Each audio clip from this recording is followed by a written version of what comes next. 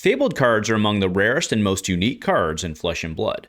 And while in the last few sets they haven't necessarily been the rarest card, they do carry with them a special and almost mystical feeling. Some of these Fables are pretty good, others, like this one, not so much. But regardless, "Oh, I pulled a Fable" is something that no one has really said ever. But now that we've seen the Fable from High Seas, it's fair to say it's pretty freaking good. A huge shout out to our channel members for supporting what we do here. If you want to get involved with the channel and the Dice Commando community, please consider joining as a channel member. Remember, these videos are only possible with your support. You can show that support with a like, a subscribe, and by leaving us a comment and sharing your feedback. Community first, and go Commando. Hey there, my Flesh and Blood friends, and happy High Seas Friday. That's right, everything is being cracked. We're getting the full set spoiled, seeing pictures come in from everywhere, and it's one of the best times to be a card player of a specific game when that new set is being revealed and dropped and all the crazy things are going. So today I want to talk about this thing, but before we do, can we give a huge shout out to the fact that they had a secret hero in the set? So you haven't seen it already, I'm sure you have, because it's blowing up the interwebs. But Scurv Stowaway is a pirate thief hero. He's young only in the set, so good for drafting, and then he'll be in the young hero formats. So pirate thief hero, that's pretty cool. So for an action, you can tap him to destroy a gold you control to create a Gold Kiss Rum token. So reminder, what Gold Kiss Rum does is it basically gives a non-attack go again, right? Which is pretty sweet for a lot of things that you might want to do. And then whenever you activate a Gold Kiss Rum, gain one. Now, to be clear on the Gold Kiss, I said non-attack. That's not. It can do that too, as amongst other things, right? Just to be clear, pretty good. So Scurv is pretty neat because whenever you destroy one, he just gains a resource. Seems pretty good. And then he has Mr. Sticky Fingers, the octopus, as my son calls it, the octopus. Well, he calls not Sticky Fingers, but that's his word, whatever, you get it. So action for action tap to attack. If it's equipped, unequip it. So Sticky Fingers got to come off your shoulder and go get you. And when it attacks a hero, steal a gold token. When it attacks a hero, steal a gold token. And it's perched, right? We get that. The whole thing with Puffin, we've already seen. Well, not Puffin, the parrot, whatever it is. I'll put up the parrot. Two, which is nice because that means, as we saw, you can AB a perched ally, which kind of stinks for the parrot. So 2's a little harder to do. So anyway, I don't want to spend a bunch of time on that. That's just really freaking cool that they were able to hide this. Like, do you know, like they had to manage spoiler season, and it's just very impressive to me that they were able to do it. So with that said, let's talk the riches of Tropoldani. It's probably Tropoldani.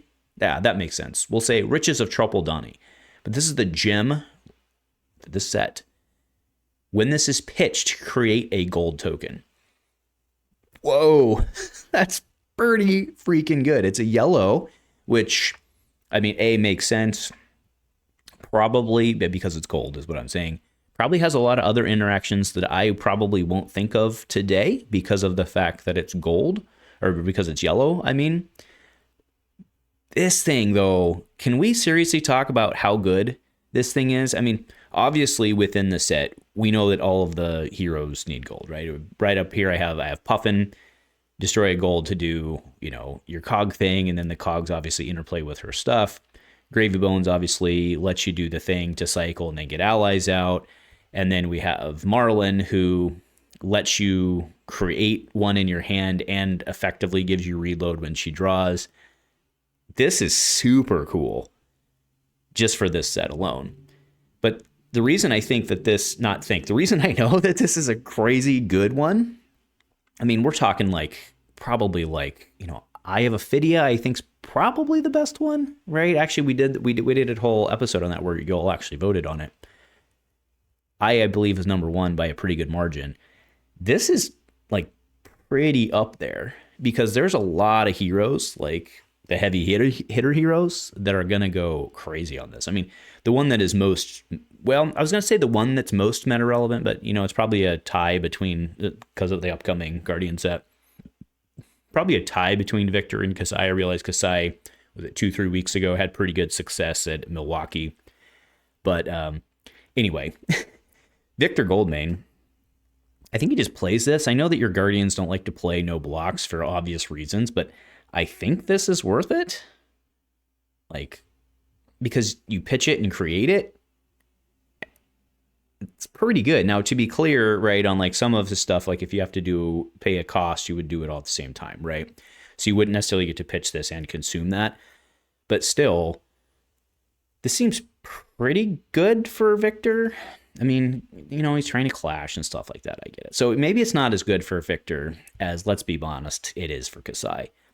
This is crazy good for Kassai. There's no way she's not playing this, right? I mean, right?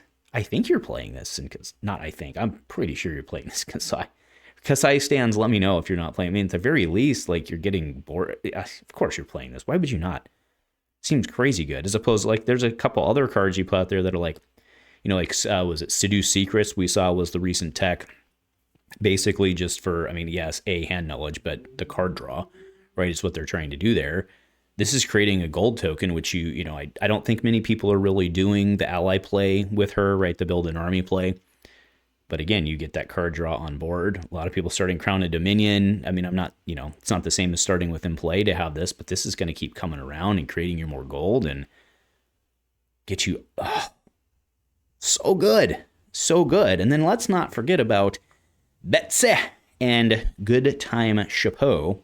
Right? Because remember, you can destroy gold. Good Time Chapeau. This is so interesting, right? This card, remember, it's because we're over a year away removed from heavy hitters, so let's just do a reminder.